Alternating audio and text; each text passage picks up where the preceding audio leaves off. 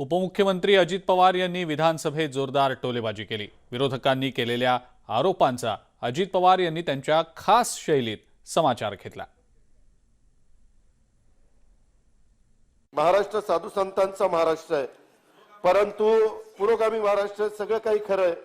मी देखील माझ्याकडे एक्साइज असलं तरी डॉक्टर ज्या दिवशी जन्माला आलो त्या दिवसापासून आजपर्यंत कधी मी त्याच्या एकाही थेंबाला स्पर्श केला नाही, ह्याच्यातल्या बऱ्याच लोकांना माहिती आहे। पण आज ते एक्साइज आमच्या दिलीप वळसे पाटलांच्याकडे होतं आणि त्यांनी घेतलं ग्रह, ते तिकडचं आलं एक्साइज माझ्याकडे, आणि त्याच्यामुळे आता ते एक्साइज मला पाहावं लागतं।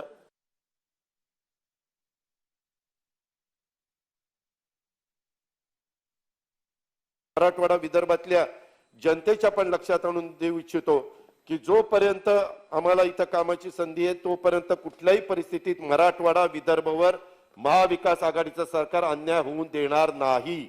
आणि हे सगळं करत असताना राज्यपालांच्या निधीच्या वाटपाच्या सूत्रानुसार विदर्भाला 26,000 कोटी द्यायला पाहिजे होते। आम्ही विदर्भाला 29,000 कोटी 29,500 कोटी रुपये दिलेत। मराठवाड्याला 21,000 कोटी रुपये द्यायला पाहिजे होते, मराठवाड्याला 21,000 कोटीच गेले।